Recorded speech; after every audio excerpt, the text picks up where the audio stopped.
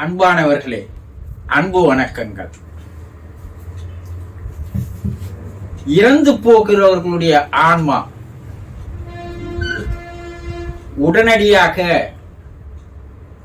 இந்த உலகத்தை விட்டு மேல் உலகம் செல்வதில்லை. அந்த ஆன்மா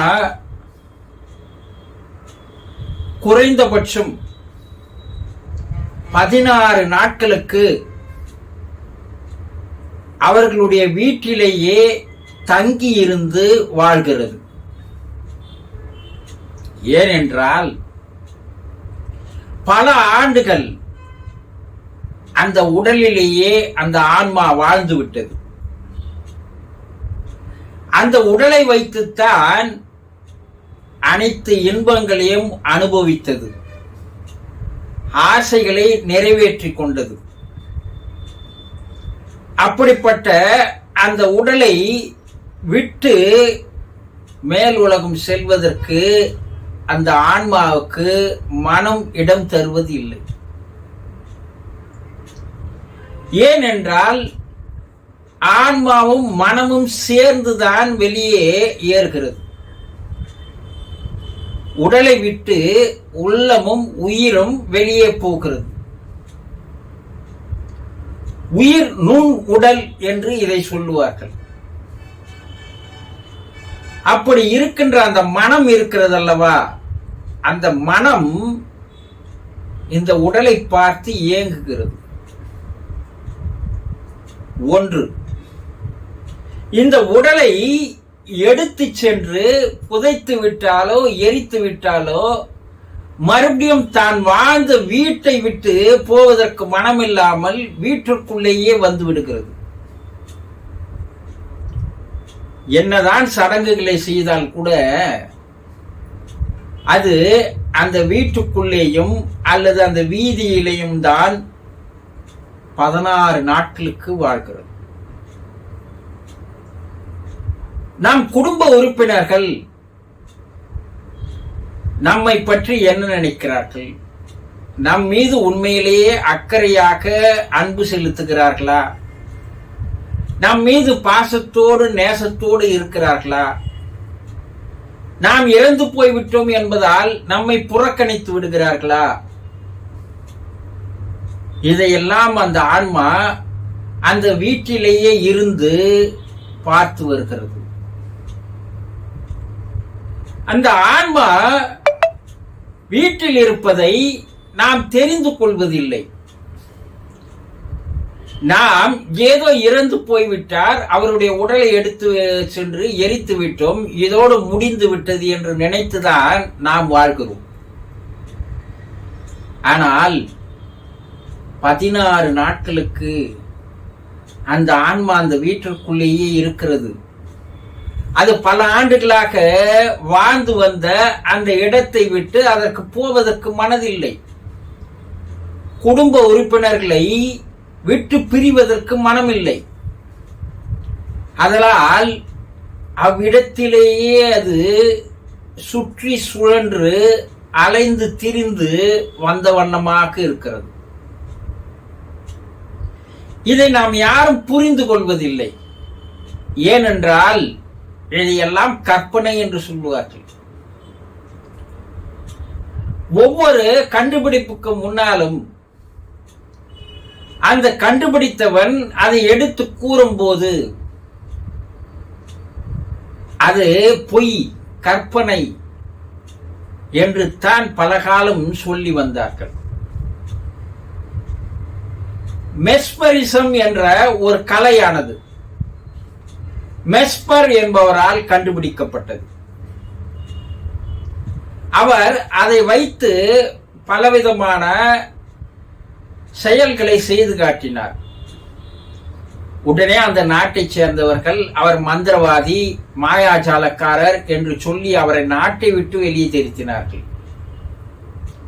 அவர் பிரான்சுக்கு வந்தார்.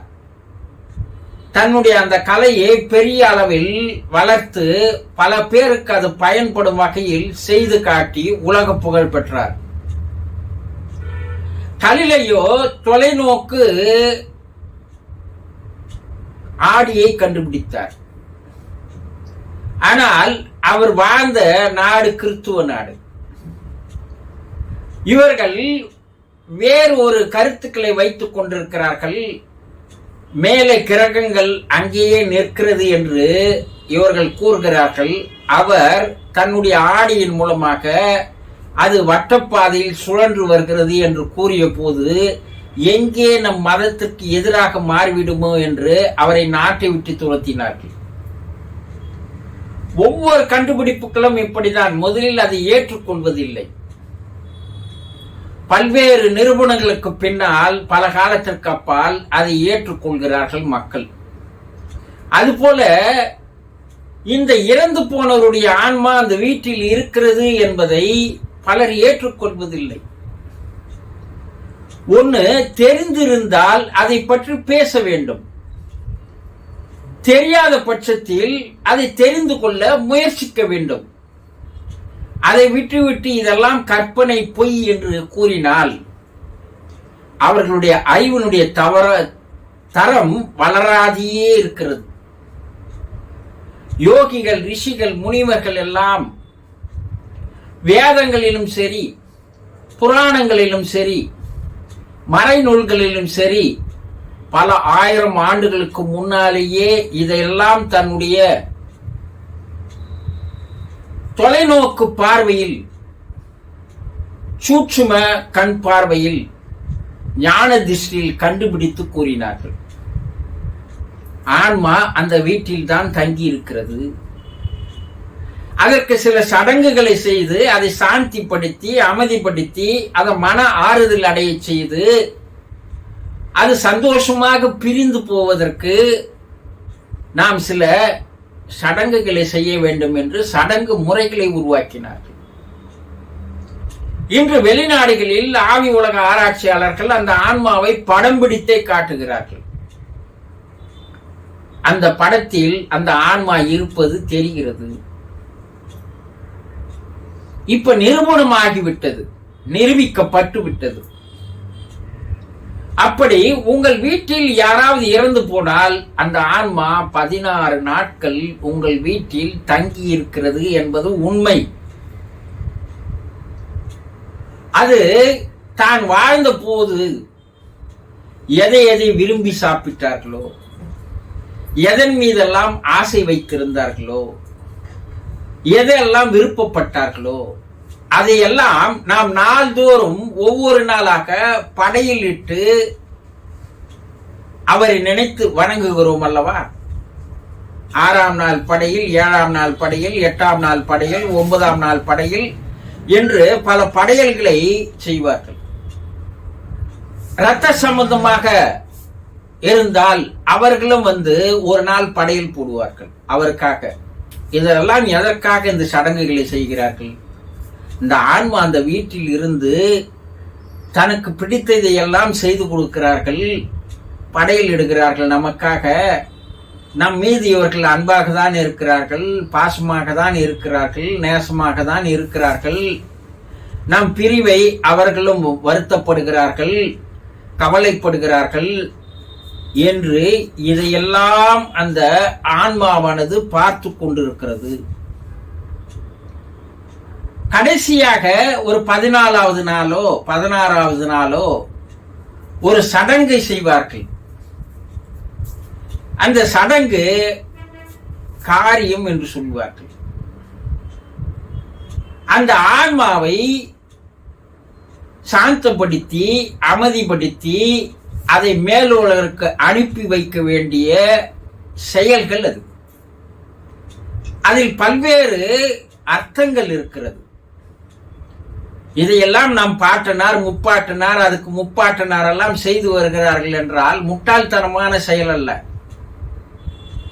அந்த ஆன்மா ஒரு வேளை இதையெல்லாம் செய்யவில்லை நீங்கள் என்றால் அது உங்கள் மீது வருத்தத்தோடு, கோபத்தோடு, கவலையோடு அது மேலே செல்லுமையானால் அந்த குடும்பத்தில் இருப்பவர்களுக்கு பல்வேறு சிக்கல்களை, சோதனைகளை, வேதனைகளை, உடல் நோய்களை, தீய செயல்களை எல்லாம் நடத்தி பார்ப்பதற்கு அது செயல்படுகிறது. அதுவும் மனிதன் தானே, அதற்கு பொறாமை இருக்கிறது, அதற்கு வஞ்சம் இருக்கிறது.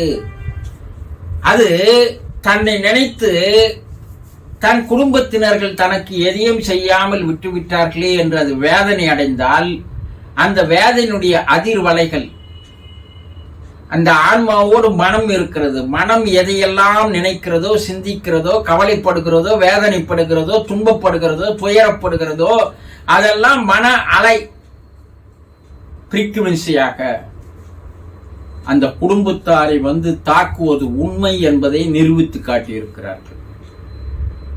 ஆக இறந்து போனவர்கள் உடனே மேலே போவதில்லை. 16 நாட்கள் உங்கள் வீட்டில் இருக்கிறார்கள் என்பது உண்மை. அதற்கு தகுந்தால் போல் இறந்து போனவர்களுக்கு அந்த 16 நாட்கள் நாம் செய்ய வேண்டிய நாள்தோறும் சில சடங்குகளை, சில செயல்களை செய்து வரும்போது அந்த ஆன்மா அந்த வீட்டில் இருந்தே உங்களை கண்காணித்து வருகிறது. அதை நாம் சரியான முறையில் செய்யும் போது அந்த ஆன்மா சந்தோஷத்தோடு, மகிழ்ச்சியோடு, ஆனந்தத்தோடு அது மேல் உலகுக்கு செல்லும். செல்லுகின்ற அந்த நேரத்தில் உங்களுக்கு ஆசியும் அரவணைப்பும் தருகிறது. அது உங்களுக்கு ஒரு பாதுகாப்பாக இருக்கிறது. உங்களுக்கு நல்ல உடல் நலத்தையும் மனவளத்தையும் தருகிறது. உங்களுக்கு நிறைவேறாத செயல்களை நிறைவேற்றி தருகிறது. உங்களுக்கு எந்தவித துயரமும் வராமல், பிரச்சனையும் வராமல் வாழ்வில் பாதுகாப்பு தருகிறது. மேலே இருந்து கொண்டு இந்த செயல்களை எல்லாம் உங்களுக்கு தருகிறது. ஆக அந்த 16 நாட்கள் நீங்கள் அந்த ஆன்மாவுக்கு செய்ய வேண்டிய சடங்குகளை முறையாக செய்யுங்கள். அந்த வீட்டில் அந்த ஆன்மா இருக்கிறது என்ற எண்ணத்தோடு உங்களுடைய செயல்கள் சரியாக இருந்தால், நீங்கள் அப்போது அந்த ஆன்மாவுக்கு பிரார்த்தனை செய்தாலும், அந்த ஆன்மாவோடு பேசினாலும் அது கேட்டுக்கொண்டிருக்கிறது, பார்த்து கொண்டிருக்கிறது என்பதை கூட நிரூபித்து காட்டியிருக்கிறார்கள். அதற்கு மனிதன் போலேயே வாழும்போது எப்படி இருந்ததோ அதே உருவ அமைப்போடு தான் அந்த ஆன்மா இருக்கிறது. நிறம்தான் வெண்மையாக இருக்குமே தவிர அதே மனித ரூபத்தில் அது இருக்கிறது. அதற்கு கண் இருக்கிறது, காது இருக்கிறது, பேசுகிறது. ஆனால் அந்த பேசுகிற பேச்சு புரிந்து கொள்ளுகின்ற அளவுக்கு நமக்கு செவித்திறனுடைய கூர்மை திறன் இல்லை, அவ்வளவுதான். அதை பார்ப்பதே நம்மால் பார்க்க முடிவதில்லை. ஆனால் லட்சத்தில் ஒருத்தருக்கு அந்த பார்க்கின்ற வாய்ப்பும் இருக்கிறது என்று கூறுகிறார்கள். ஆக அந்த 16 நாட்கள் உங்கள் வீட்டில் அந்த ஆன்மா இருக்கிறது என்பதை மட்டும் மறந்து விடாதீர்கள். அதற்கு செய்ய வேண்டிய சடங்குகளை சரியாக செய்தால், அதை சரியாக நினைத்து பார்த்தால், சரியாக அதை பாராட்டினால், பிற்காலத்தில் உங்கள் வாழ்க்கை சுபிட்சமாக, சந்தோஷமாக, ஆனந்தமாக இருக்கும் என்பதை புரிந்து கொள்ளுங்கள். புரிந்து கொண்டீர்களா? சந்தோஷம்.